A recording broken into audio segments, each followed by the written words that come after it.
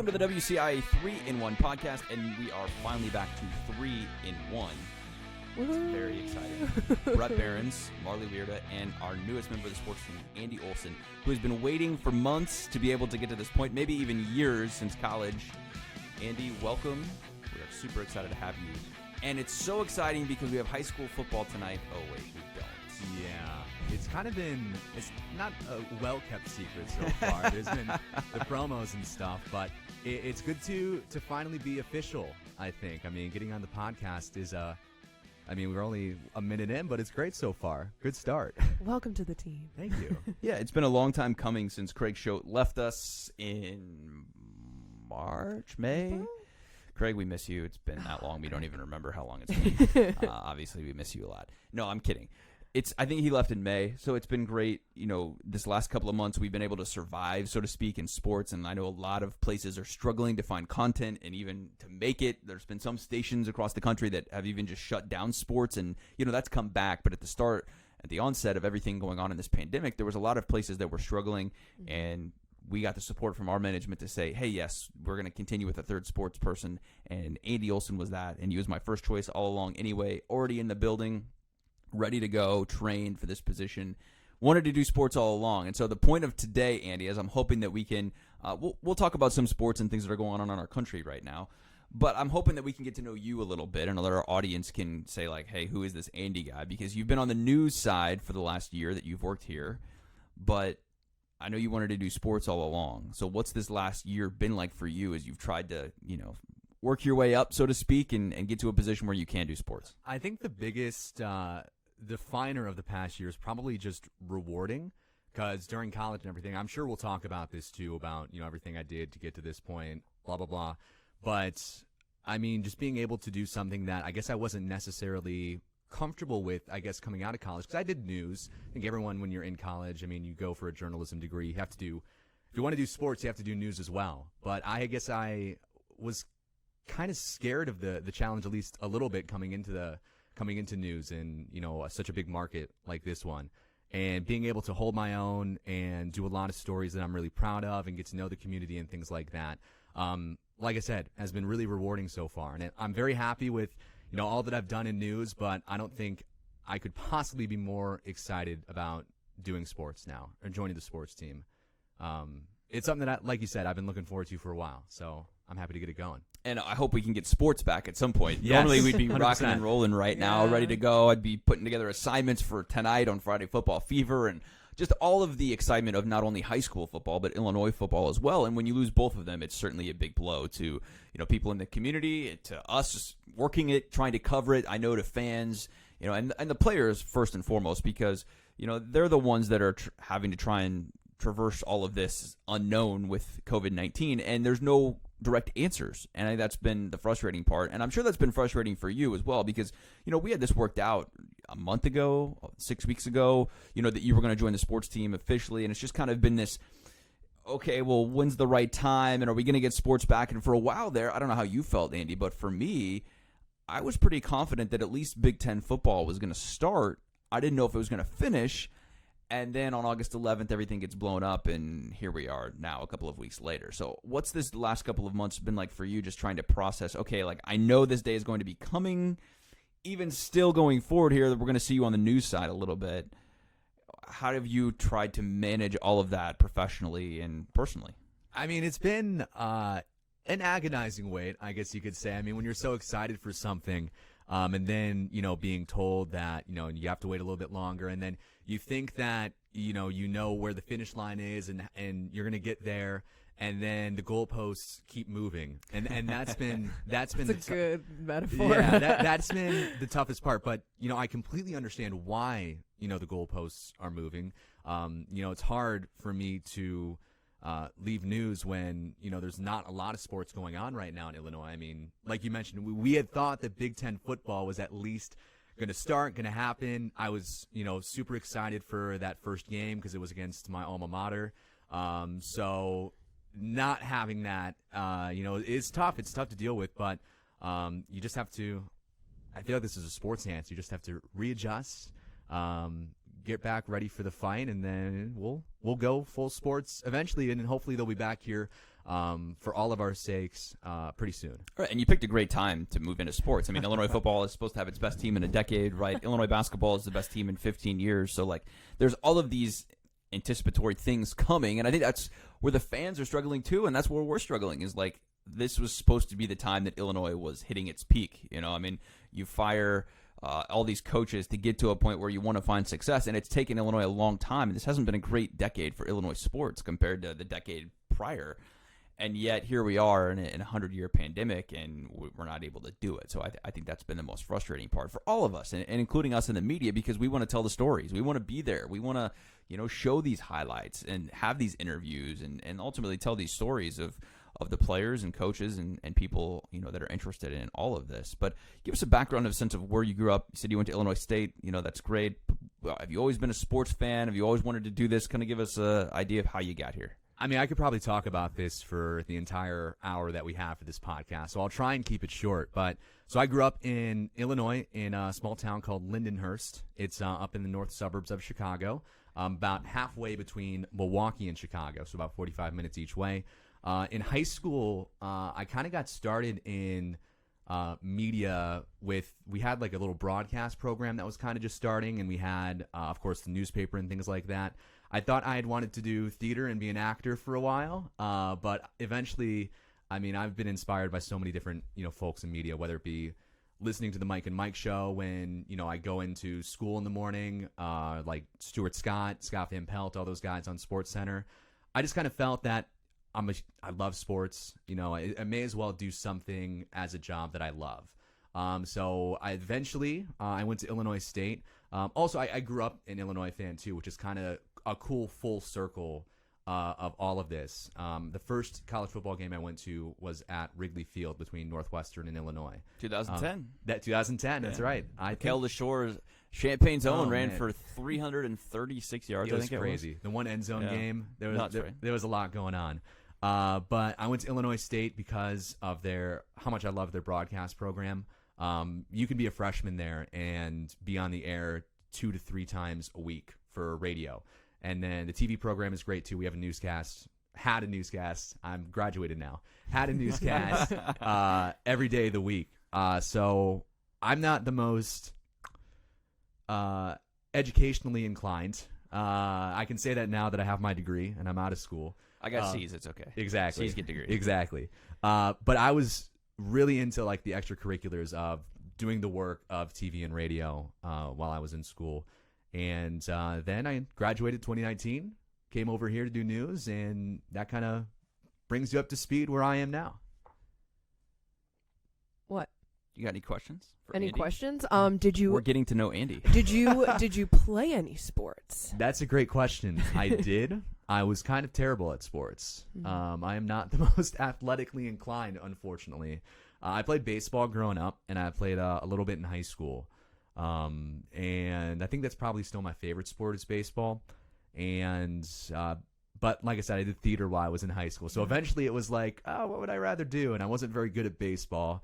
I was a much better actor than I was a second baseman. So I decided to go with that, and it ended up bringing me to media a little bit, because if you think about those kinds of things, they're in the same kind of vein. I mean, the projection, the voice work and all that, kind of what we do a little bit. Goes hand in hand. Exactly. Also, Andy is the token soccer fan of the group. Yeah, you can carry us on the soccer thing. I am, yeah. So a little background on the soccer thing. I didn't play soccer growing up. Well, I did until I was in 6th grade. And then I was like, I don't want to play this anymore, Mom. My mom was the driving force of soccer.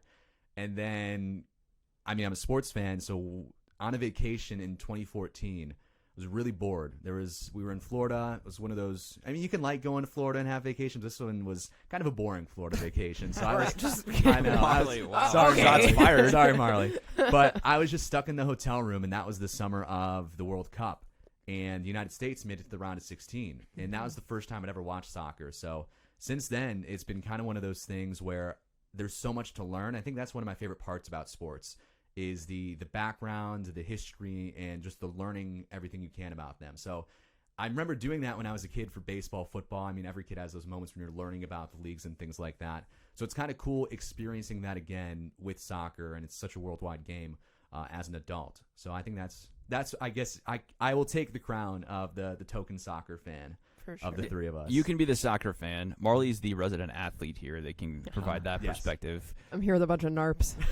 We're just pretenders here. We're just fakes. So we'll carry each other from that aspect. So I could care less about soccer in a sense. That's okay. I respect the heck out of it, but I'm not going to sit down and watch soccer. Just like Marlee's probably not going to sit down and watch golf on a Sunday, and I'll nerd out on that. So. I won't sit down and watch golf, and I won't sit down and watch a baseball game, but I will sit down and watch a soccer game. Okay. All right. Well, you guys can converse about favorite Yeah. team. So my favorite team is Aston Villa, and I got that partly because of college football media member Tom Fornelli. I followed him when I was a little bit younger, when I was in high school. And he would tweet about them. I was like, I guess I'll choose them in FIFA. That was the only team I knew. I was playing video games, and it just kind of stuck from there. And through thick and thin, it's been a tough couple years, but they're doing okay now. All right. Well, that's good. Twitter handle, WCIA3 Andy. Yes. Common spelling. Common spelling, A-N-D-Y. Only 4 letters. I didn't need the Twitter clout because we are lacking a little bit in that right now. So. All right. Well, we'll try and get you some more followers. Exactly. I saw Marlee the other day, one of her 2K.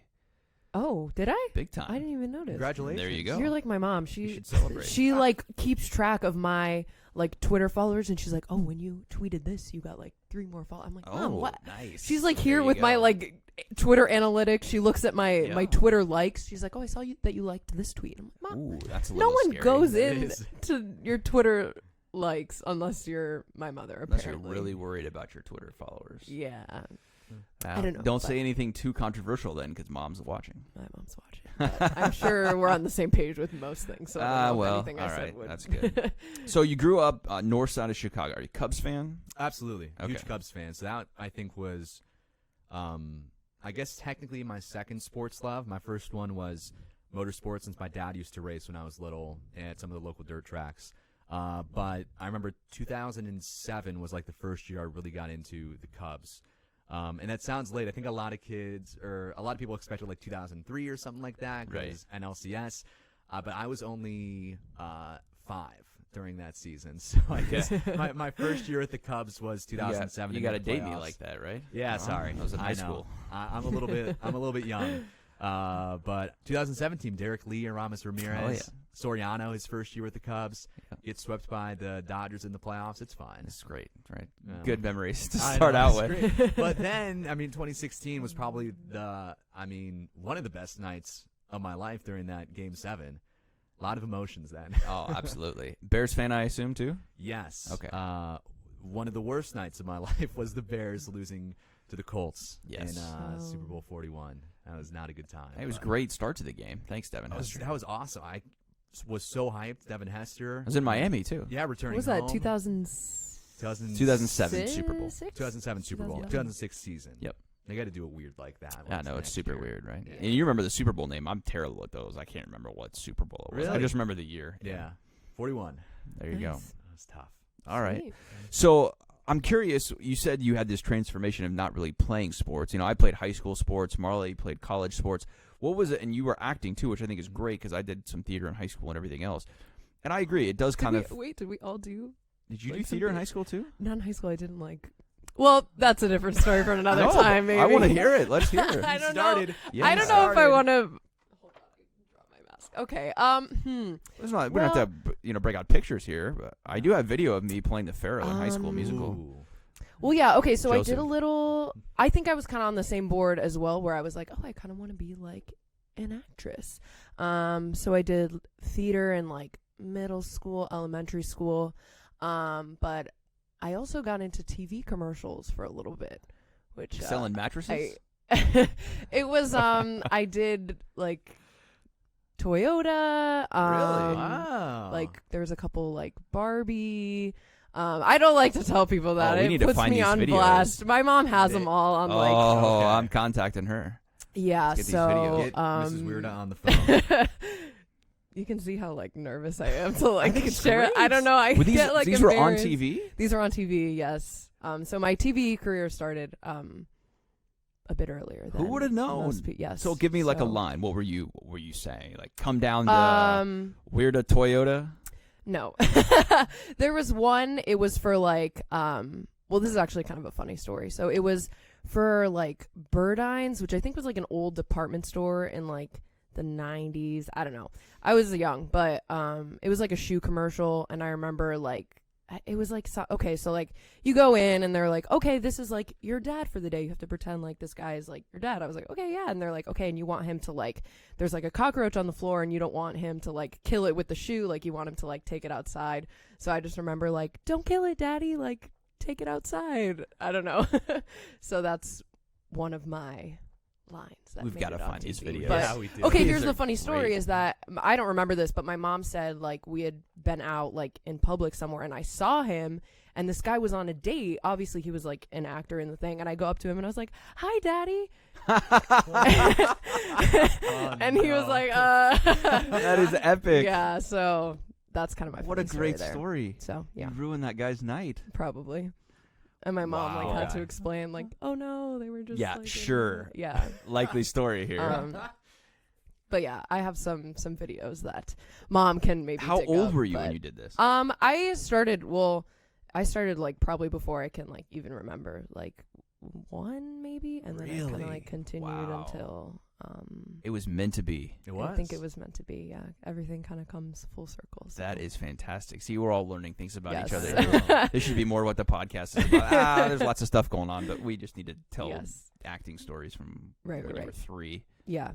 And then like my acting career I think ended in my production of The Little Mermaid when I was in like middle school. Maybe. What happened there? Bad story? I don't know. I think I just like that was it, and then You demanded more kinda- money? I did. Yeah, I know they weren't. I wanted was union becoming rates? a diva, I guess. Yeah, right. But after that, I Mom think pulled the plug. Oh, can't do just this kinda- anymore. no. I think that's kind of when I wanted to like start playing sports because it's Ah, a lot. okay. It's a lot. You have to go to like castings, and I was back and forth to Miami a lot of time. My mom was driving me here and there, and it was kind of like, okay, I want to, actually Be a kid? be a kid and do things. Right. So I mean, I've Be a- been working since the day I was out of I the need womb. Skittles, Starburst, and Dr. Pepper Just in the, my just the trailer. green Skittles. I Yeah, need only Just the green ones. Just the green Skittles. I only like the green M&Ms. Really? No, it's kind of a joke. Oh, well, that's fine. You had me there for a minute. I don't know. I mean, maybe that acting career started and you only ate the green M&Ms. You demanded it. Yeah, maybe. I don't know. We'll see. There you go. All right. Well, if any Anyways, of I'm our exposing my local secrets here. car dealerships need an actress, I mean, we have Yes, you I here. have- Prior experience. 7 years of experience, maybe. 7 years. Wow. Ready to roll. It's good on the resume. Yeah, I guess. Well, you didn't put that on your resume when you No, applied I did not. maybe that would have won you the job easier. I don't know. Yeah, it's a tightly kept secret. Ah, well, that I not don't anymore. like Now it's on the to podcast. tell many people, but here we are. That's fantastic. All right, Andy. So you said that transition kind of, started. You fell into love of sports. Did you see yourself in like high school? Because like for me, I was probably 7th grade and watching the news here on WCIA, and it was like, yeah, that's what I want to do. That's really cool. Was it like that love of sports and soccer and like voice and all of that? How did that kind of come together where you said, oh, maybe I could do this for a living? I think it was definitely in high school. Because like I said, I loved sports, played them for a while, realized I wasn't good at them. So I just Like we all do, right? Like I yeah, did the just- same thing. Just continued watching from afar in high school then. But it was just, like I said, a combo of those. I mean, listening to Mike and Mike on my way to school for 0-hour gym. That was gym before school started. It was a bad decision. And then listening to Waddle and Sylvie on Yeah. ESPN Chicago on my way home. It was, I mean, like I said, Stuart Scott, watching him do Sports Center and just how much fun he was having. And it was just kind of this, it just kind of dawned on me that I don't want to be, and I think I knew for a while, I did not want to be in like a 9 to 5, Monday through Friday, at my desk, hating things.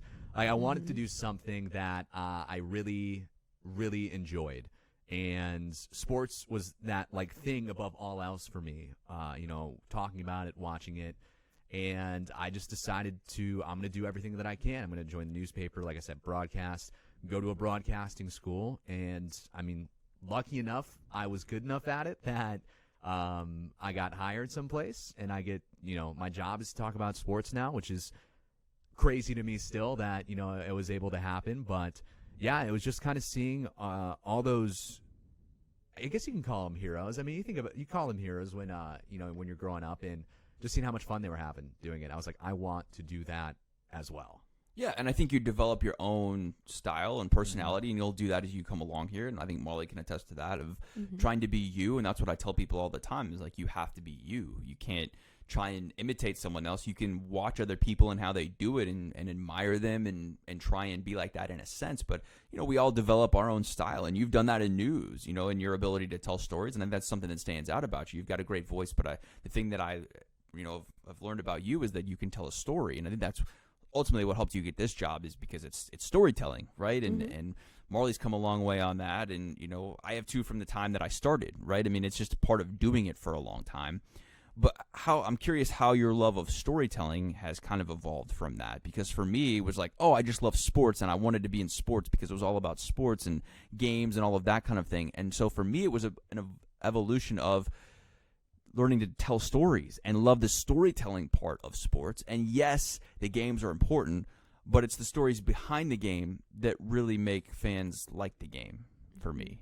Yeah. Well, the game is also a story. Sure, and every game is a story if you allow it to be, not just the numbers and whatever else, right? You have to get behind the story of the numbers and the games to figure out why things mean so much to different people, And so I think that's part of it, at least for me, that has become my love of sports, and kind of even deepen that. I'm curious for you how you've, evolved into storytelling, because that's so much of what we do here at Channel 3. Yeah, I think it kind of started in that same place where I was, watching, I'm just taking in so much sports.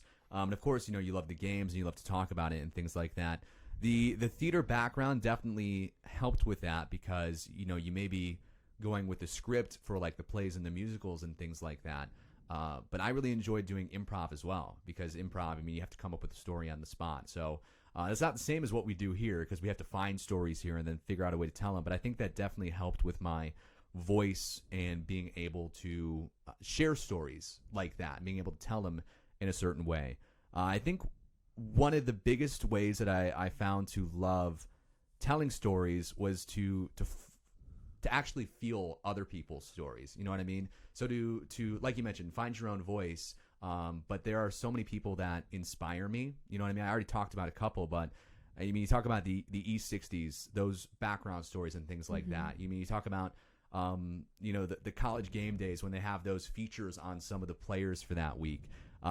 When I've had a couple of those, where I got emotional, like watching them. And of course, not every story is sad that they tell on those types of things. Right. But for the ones that are, it made such an impact on me personally watching those. It inspired me to, take what I have learned in theater, take my love of sports, and combine that and try to and set out to achieve what they did. And it just keeps coming back to always getting better. Like you mentioned, people come a long way when they get in this job from where they started. And that love of taking those in, I want to be able to, give back to viewers watching, because I was in, that spot as well. I think we're all in that spot. We always view and take in media.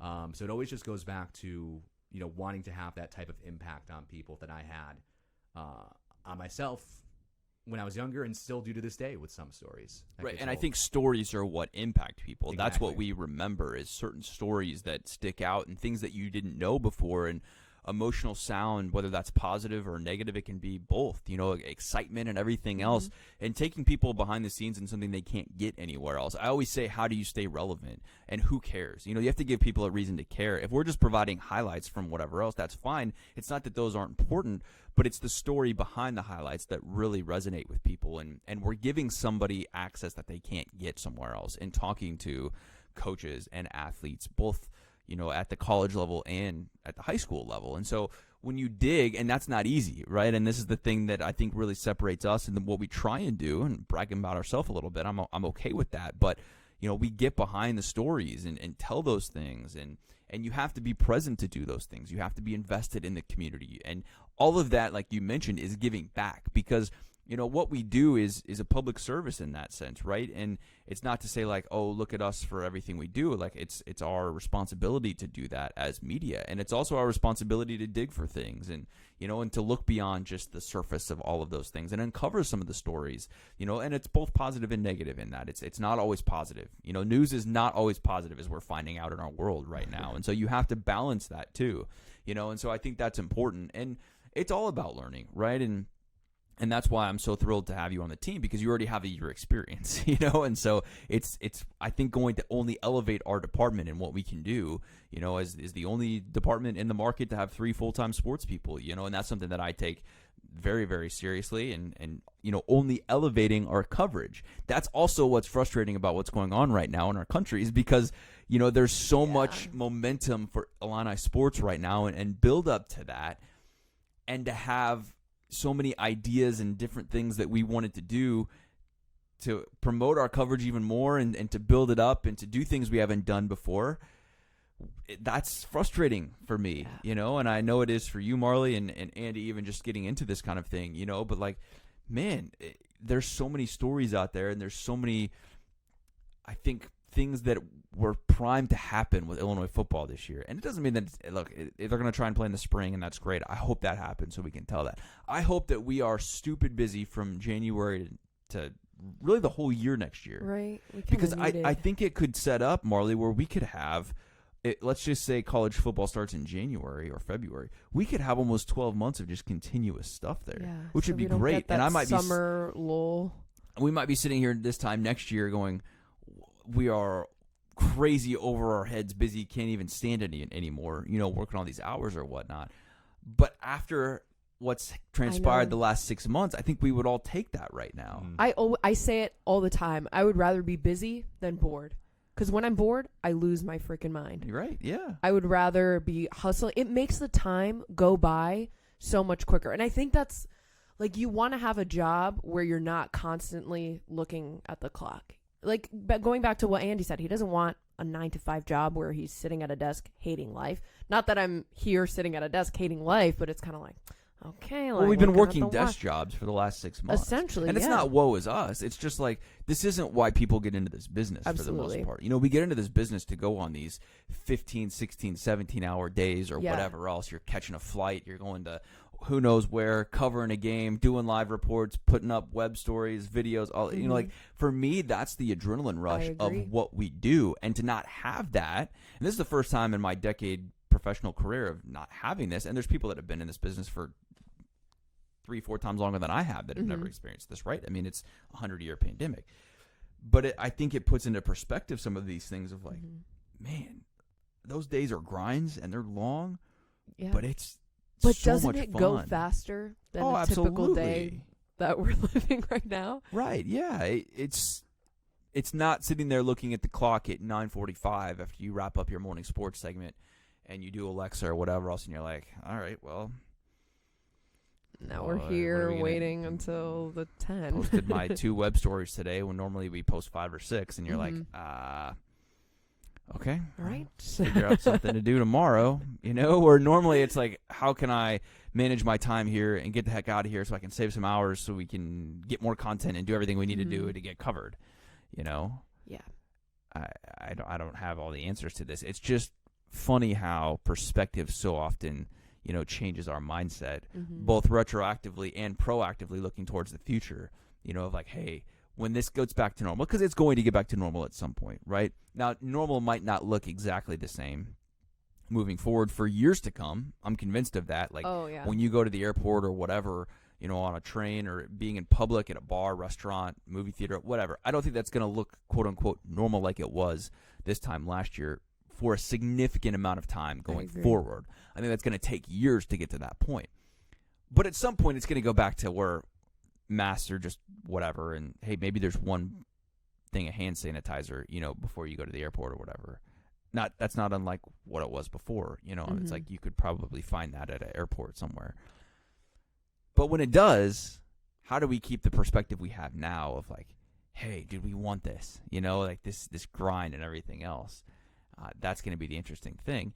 And I'm just super happy that whenever we get to that point, that Andy's going to be along with us, and we're going to be able to go out and kill our coverage even more and continue to, dominate Illini sports. I think that's the thing, and high school too, but like that's the thing that excites me so much is that the interest is there, right? I mean, Illinois has a top 10 basketball team right now. That's something that hasn't been said since 2006 preseason. That season didn't really go according to plan, so to speak. I mean, they still made the tournament with D and James, but since 2005, the hype is real. Like, it's there right now. And I think that's the exciting thing for me. And I'm curious, like you said, growing up, an Illinois fan here, and that changes, right? I mean, I grew up an Illinois fan too. But I think after you work in this business for a while, your fandom goes away, and it's just like, okay, well, this is my job now, and there's a professional element that's different.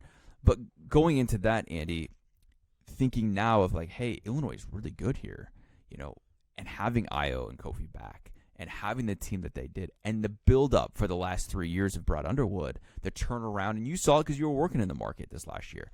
What does that mean for you to be able to cover teams at their quote-unquote peak right now? Or let's hope that this is, trending towards the right direction here in basketball, because number one on our board, and we have what I call a WCIA 3 playbook for the sports department. This is what's important. This is how we execute things. This is what we do. This is what we don't. In terms of everything, from social media to on-air to producing, Illinois basketball is number one. So how does that make you feel, knowing that you're jumping on board at a really, really positive time and not on the downward trend of Illini sports? It's I don't even know if I've even comprehended, what it means yet. It means a lot of work is ahead for you. Exactly. And for us. Welcome which is good. aboard. Which is good. I will take that right now. Because the only other previous experience I have to look back on, I mean, I covered Illinois State while I was there, and they were good my sophomore year. They should have made the tournament. That's a sticking point with me, but they were the first team left out. I'm not upset at the NCAA, if you can tell by the tone of my voice. But like I said, there's no previous experience I have with this. And like we've said before, growing up an Illinois fan, it's really cool how it's come full circle. If I could tell my high school self, this is where I'll be. Right. I guess I'm 6 years out of high school or something like that. It's super cool. And then you add on top, I mean, Io's coming back. Kofi's coming back. Top 10 in preseason rankings. It just hasn't really set in with me yet that this has the potential to be unlike, anything seen at the State Farm Center / Assembly Hall ever. It has that potential with this coach, with this team. And it's just so strange. I guess it's not strange, but it's hard to comprehend how cool that is, especially year one going into sports. It's not going to be like this every year. You know what I mean? No matter where I go, there's never going to be a top 10 team every single year. But I'm just really looking forward to it, and just being able to take it all in, because I think the first year, you guys can tell me this, but the first year probably means a little bit more. Kind of taking in the sights and sounds. Everything's still new and fresh, and that'll definitely be really cool to do with such a good team, expectedly good team on the court. Right, and Marlee can maybe weigh in on that. Your first year last year, really, because that first year you were here, it was kind of just thrown into things, and I think you made a couple road trips here and there. But last year was your first year where I threw your head in and said, hey, you're trained, let's go. That first trip to East Lansing or Wisconsin or wherever that may be, and you figure out along the way, and it's uncomfortable. But it's a good uncomfortable, and it's nervous, and it's stressful, and it's all of those things combined into one, because I'm pushing you to do things that you are probably not okay with at certain times, on a grand scale of hey, you can do this because I believe in you, and I wouldn't ask you to do something if I didn't believe you couldn't do it. But those are exciting things, and now it's going to look different, right? There's not going to be 15,000 fans sold out at State Farm Center. There's just not. I don't think we're going to get to that point this year where we're going to have that. But have you been to an Illinois basketball game? I was not as a media member, but I was at an Illinois basketball game to do a live shot. Oh, we were together when we Marlee did this. and I were there together because I was doing a live shot about the cancer school. I'm forgetting the words now. They had a promotion. Coaches versus Cancer, maybe? It was not Coaches versus Cancer, but it was it the epilepsy story? No, it was something. They were the Orange Crush. Orange Crush was promoting. This cancer center here on campus. So I was there doing a live shot pregame. Marlee was my photographer, and then we switched spots as she did her live shot in sports. And nice. Okay. That was I think that's the extent of my experience. What game was that? Do you remember? It may have been Big Ten game. It was probably a Big Ten game. It was. Okay. I don't want to say it. I honestly can probably go back and look because we did take a couple pictures, Andy. I know. That's the one photo I've been waiting for it. I have the photo saved of what I'm going to post. Oh, Nebraska. The announcement. Nebraska. Okay, so not a huge high-profile game like Maryland on that Friday night. Oh, that or was insane. Michigan State, but you can give Andy a little bit more insight in terms of like what that's like. Yeah. I mean, because for me, basketball holds all weight, right? Football is great. Don't get me wrong. The sold-out crowd. I've been to a few of them at the football stadium. I remember when I was an intern here in 2007. It was the Rose Bowl year, and it was sold out at Memorial Stadium. The place is rocking because when it's loud in there, it's loud. And, that was my first exposure to being on the field and all of that kind of stuff. But basketball is, by and large, when it's good, it's right. good. Like, there's nothing better than that. So what is your experience, or what would you tell Andy about getting Sure. into that? Knowing it's going to look a little different this year, most likely. But being there on the court, the pressure of everything you're asked to do, the pregame show, the social media aspect, the shooting aspect, how am I turning a package on a deadline, all of that kind of stuff, and then just taking it all in, because I think there's moments, too, where you have to look around and be like, this is pretty cool. Yeah.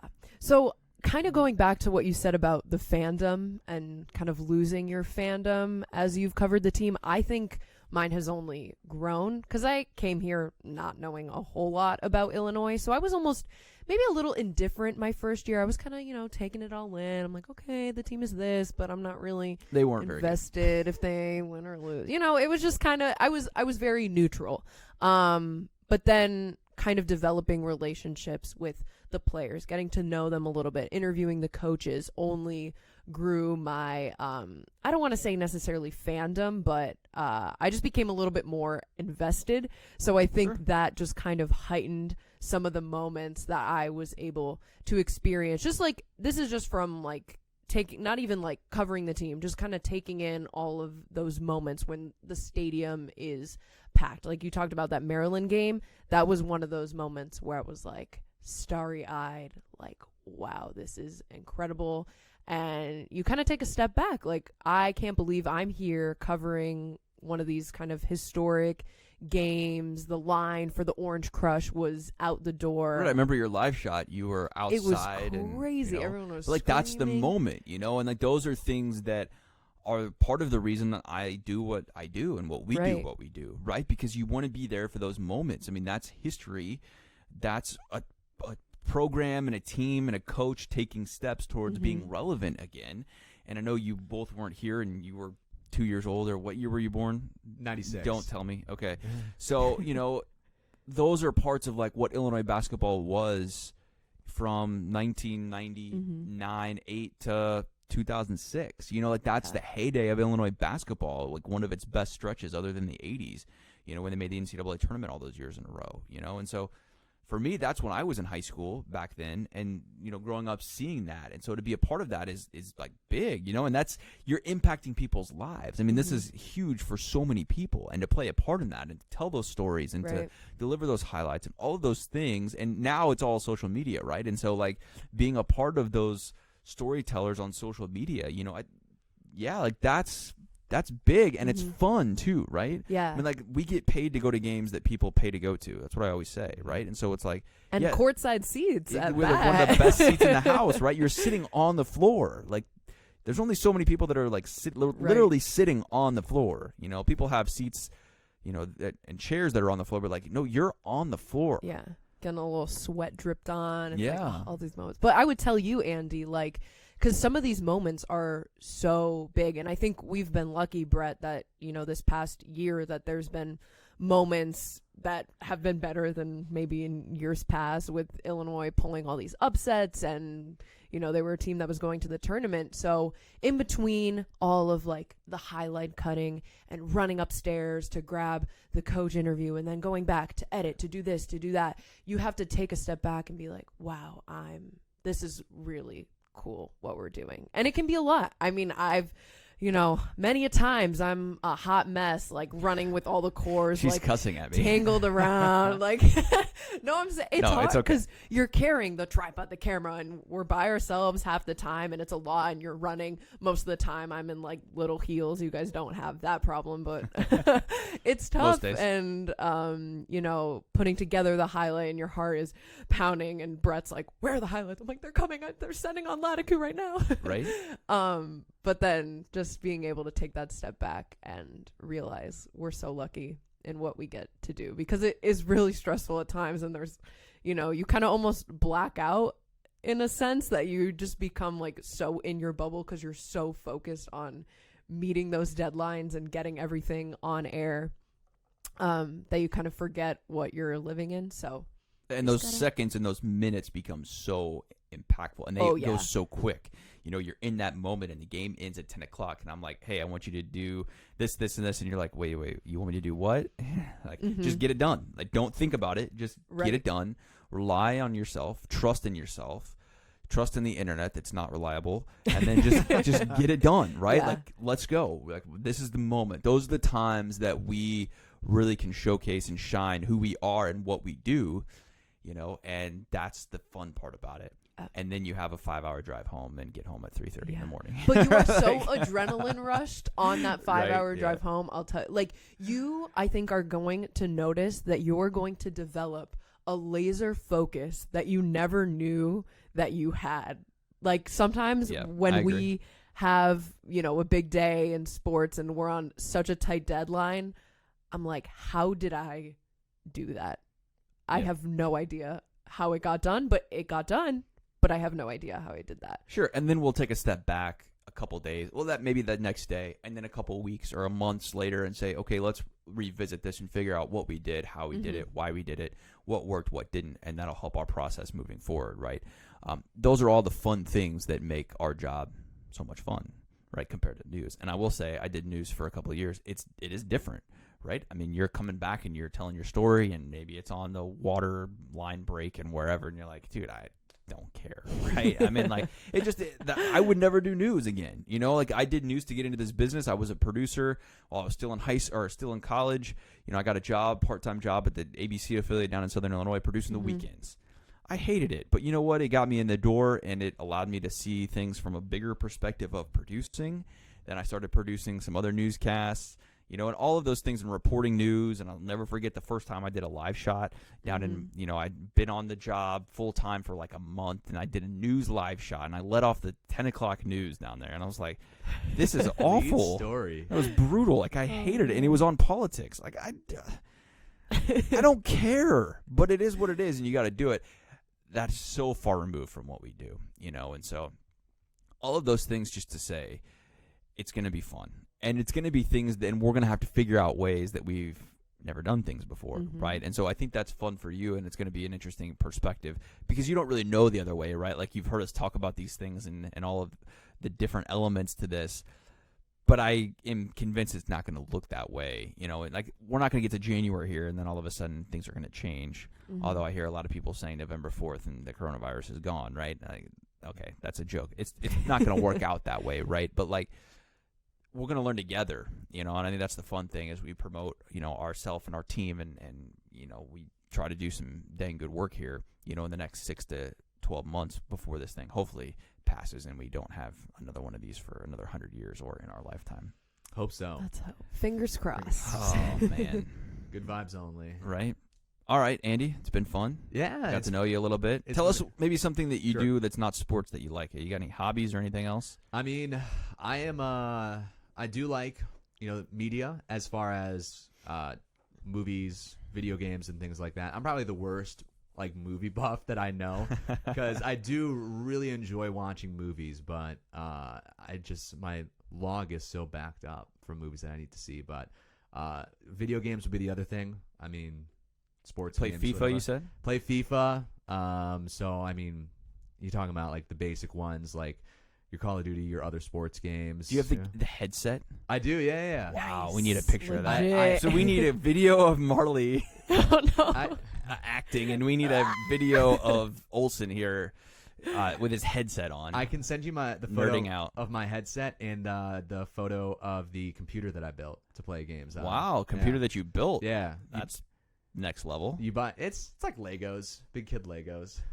A little bit more expensive. But Little bit Legos more are expensive. expensive. Let me tell you what. I got a kid that loves Legos.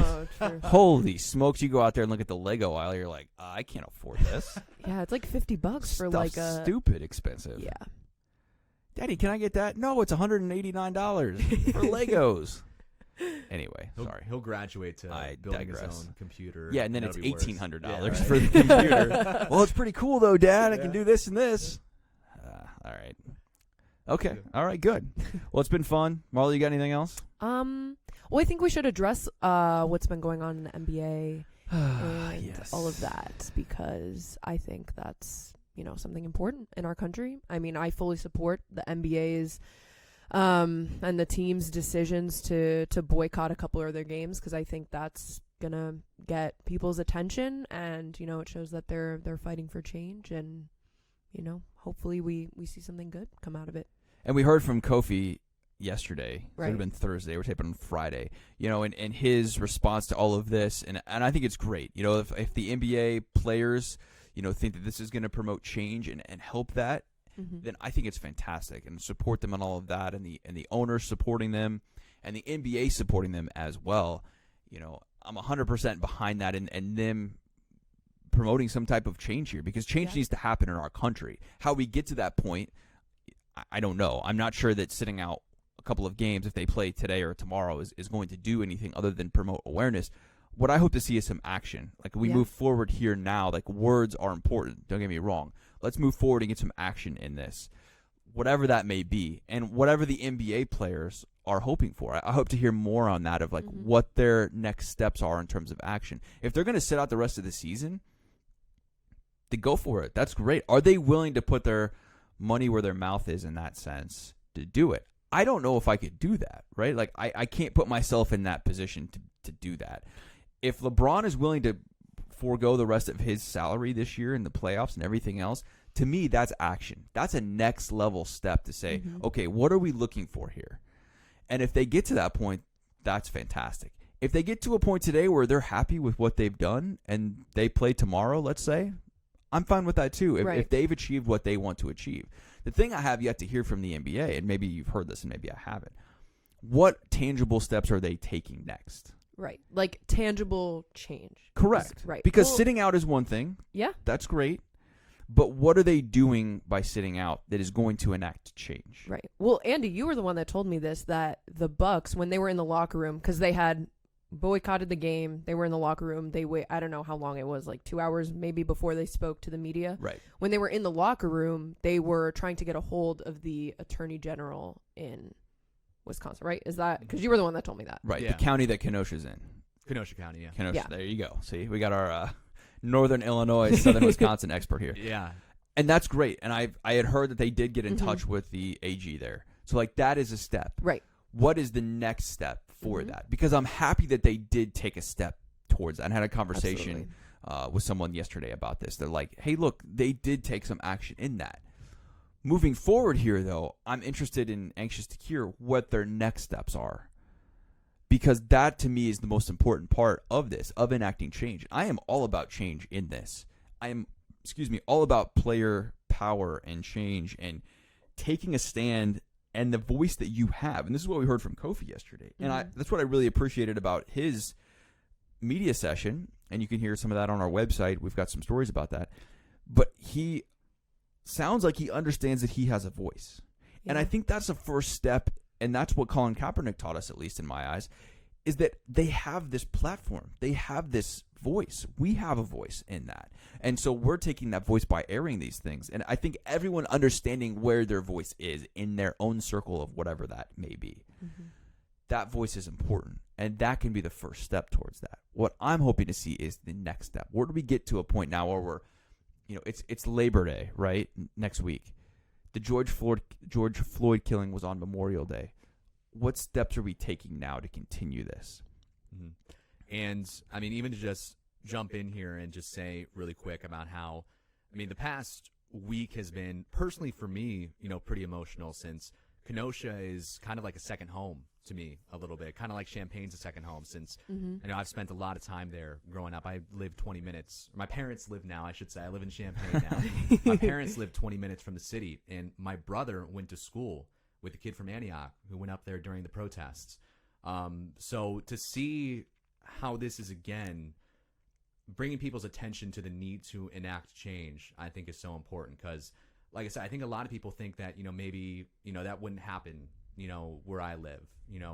Everyone's really friendly to each other where I live. But it was kind of, brought again to my attention that, this can happen in your own backyard. And it's personal and it's hurtful when it happens. So to see everyone, again, bringing awareness to this, and like you said, hopefully in the next weeks, months, doing some tangible action that can enact change, I think is pretty important. So it's been a weird week with this whole thing kind of happening, so close to home for me. Right. And there's inert and overt racism, right? And so like we all have the ability to think upon ourselves of how we can change. If we're in circumstances, how can we speak up against that? How can we play a part in ending racism, in our country and in our world? And that's not going to happen tomorrow. It's not going to happen next month. It's not going to happen next year. There's going to be a generation that needs to, help lead this cause. And voices are a huge part of that. What else is a huge part of that is a platform like the NBA, which is $1 billion industry, and the owners can certainly help change that. And I read the other day that the owners have combined to give $300 million towards, the Black Lives Matter movement and towards changing, and police brutality and all of those kinds of things. There are hundreds of millions of more dollars that could help go to change that, to revolutionize our police system in this country, to help end racism, or at least get it to a point where it's not shooting people in the back 7 times, at a traffic stop, or, a police officer kneeling on George Floyd's neck for, the amount of 9 minutes or whatever it was that he did, right? Like, those are the things that I'm looking to see now as we move forward towards this, as well as the talk. I think it's important to continue the conversation. We can't just end the conversation here because George Floyd was 3 months ago. I think we need to continue that conversation with ourselves. Get uncomfortable with the things that we've maybe been comfortable with in the past of racism, and how we handle situations in our own circles, in our own worlds, whether we're in a very demographic place or not. I think we all can help change that and continue that conversation. But like I said, I'm just hoping we can get to a point where we have some more action here in that, whatever that may be. Because until we get to that point, I think these riots and protests are going to only continue and intensify. And maybe that's what needs to happen. And that's okay in my eyes, that people are maybe coming to the realization. Because in this conversation I had with someone yesterday, it was like, well, why are they doing this? I don't understand.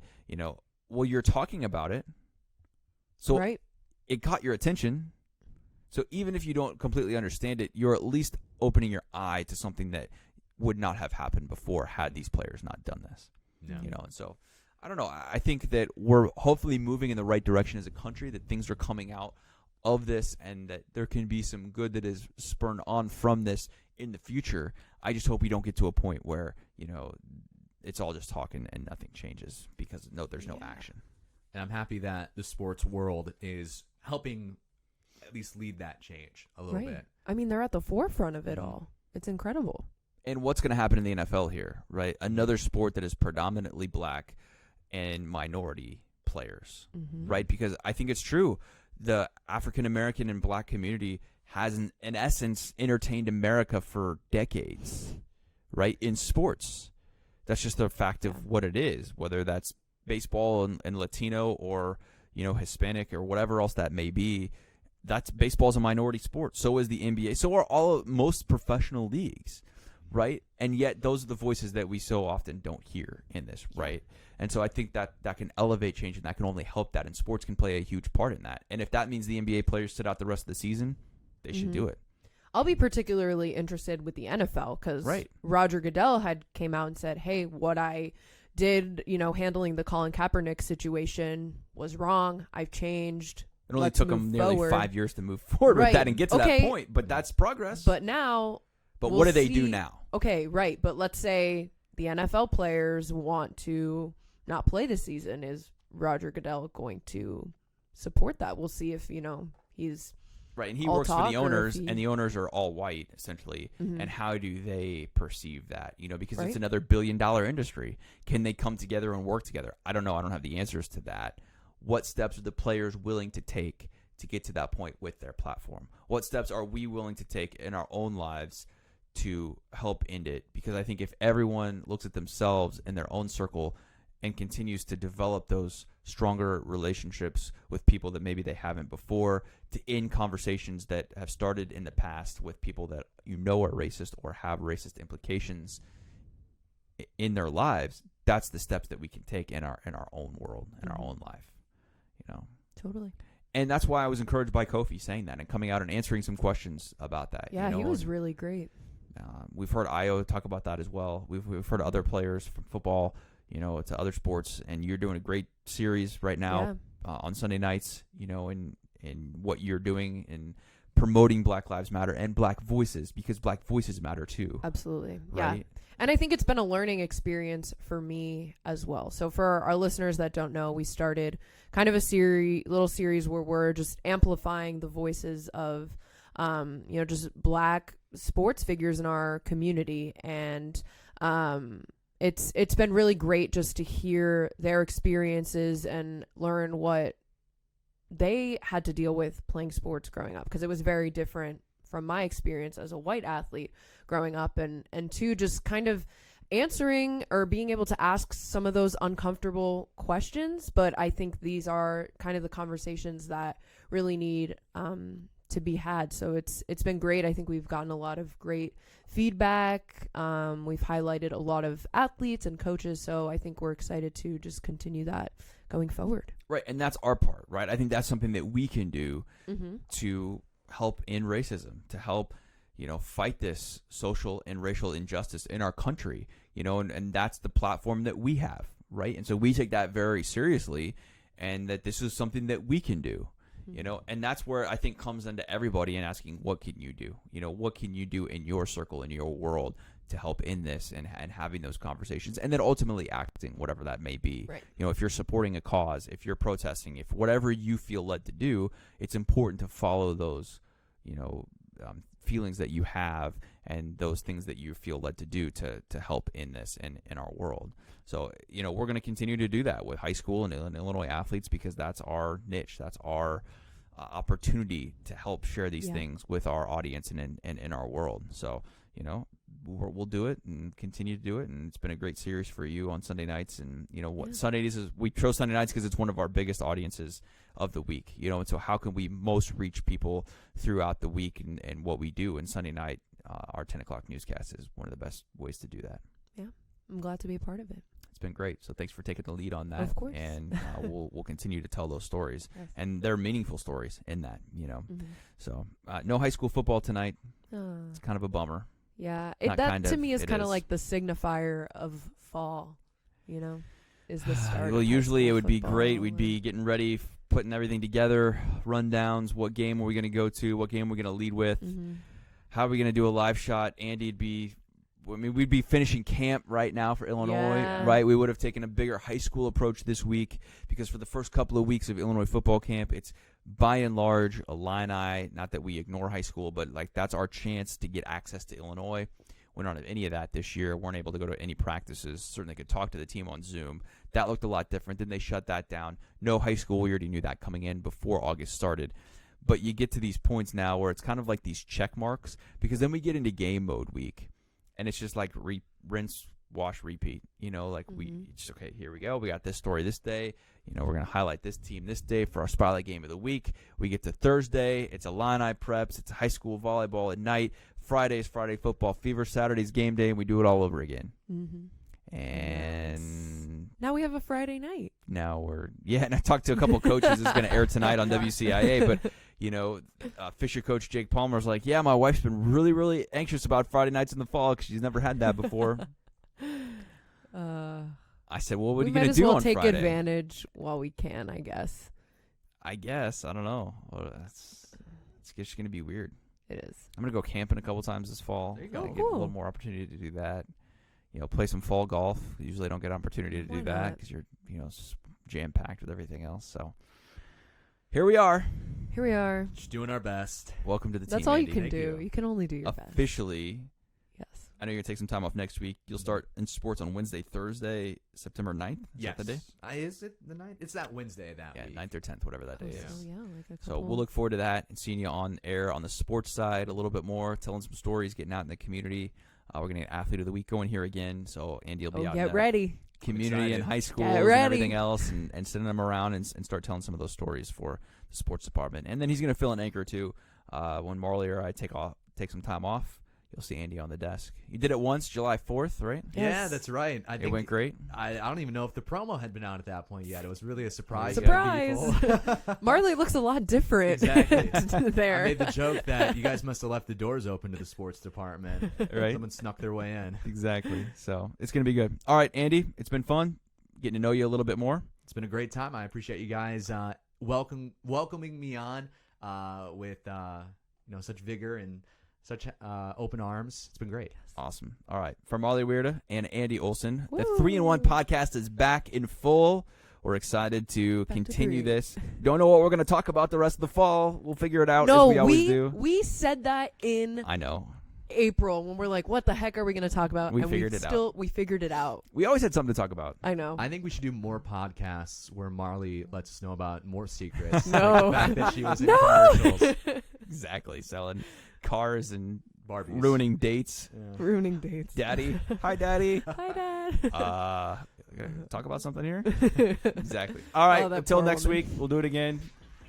I'm Bret. Have a good one.